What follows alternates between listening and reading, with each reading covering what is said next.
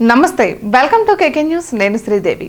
విశాఖలో మరోసారి వైసీపీకి షాక్ తగిలింది విశాఖ నేతలతో జగన్ వరుస సమావేశాలు జరుపుతున్న తరుణంలో ప్రతికూల ఫలితాలు వచ్చాయి ఎన్డీఏ కూటమి ఏకపక్ష విజయాన్ని సొంతం చేసుకుంది విశాఖ స్థానిక సంస్థల ఎమ్మెల్సీ ఉప ఎన్నికకు ముందు వైసీపీకి మింగుడు పడని విషయమే ఇక విశాఖ నగరపాలిక సంస్థ స్థానిక సంఘ కమిటీలకు ఎన్నికలు జరిగాయి 10కి 10 స్థానాలను టీడీపీ కూటమి కైవసం చేసుకుంది దీంతో ఆ పార్టీలో సంబరాలు మిన్నంటాయి వైసీపీలో మాత్రం ఆందోళన కనిపిస్తోంది ఇక విజయవాడ కర్నూలు స్థానిక సంఘ కమిటీల ఎన్నికల్లో వైసీపీ ఏకపక్ష విజయం సొంతం చేసుకుంది కానీ విశాఖకు వచ్చేసరికి మాత్రం కూటమి పట్టు బిగించింది స్థానిక సంస్థల ఎమ్మెల్సీ ఉప ఎన్నిక జరగనున్న నేపథ్యంలో టీడీపీ కూటమి అన్ని రకాలుగా జాగ్రత్తలు పడింది పెద్ద ఎత్తున వైసీపీ కార్పొరేటర్లను టీడీపీ జనసేనలో చేర్చుకుంది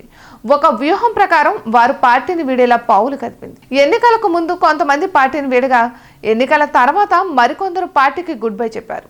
ఇక 96 మంది కార్పొరేటర్లు ఓటు హక్కు వినియోగించుకున్నారు ఒక్కొక్కరికి 10 ఓట్లు వేసే అవకాశం ఉండడంతో మొత్తం 960 ఓట్లు పోలయ్యాయి కూటమి తరపున నిలబడిన 10 మంది టీడీపీ అభ్యర్థులు అన్ని స్థానాలను గెలుచుకున్నారు దీంతో టీడీపీ శ్రేణులు సంబరాలు చేసుకున్నాయి వైసీపీ శ్రేణులు డేలా పడ్డాయి స్థానిక సంస్థల ఎమ్మెల్సీకి సంబంధించి ఉప ఎన్నికల్లో ప్రతికూల ఫలితాలు తప్పవని వైసీపీ ఆందోళనలో ఉంది ఇక విశాఖ స్థానిక సంఘ ఎన్నికల్లో ఓటమితో వైసీపీ శ్రేణులో ఒక రకమైన ఆందోళన కనిపిస్తుంది ముఖ్యంగా వైసీపీ ఉత్తరాంధ్ర ఇన్ఛార్జ్ వైవి సుబ్బారెడ్డికి ఇది మింగుడు పడని విషయం 2022 నుంచి ఆయన ఉత్తరాంధ్ర ఇన్ఛార్జ్ గా కొనసాగుతున్నారు గత ఏడాది మార్చిలో జరిగిన పట్టభద్రుల ఎమ్మెల్సీ ఎన్నికల్లో ఘోర పరాజయం ఎదురైంది దాని నుంచి గుణపాఠాలు నేర్చుకోలేదు అందుకే 2024 సార్వత్రిక ఎన్నికల్లో సైతం ఎదురు దెబ్బ తగిలింది ఇప్పుడు స్థానిక సంఘ ఎన్నికల్లో సైతం అదే పరిస్థితి ఎదురైంది దీంతో స్థానిక సంస్థల ఉప ఎన్నికలకు సంబంధించి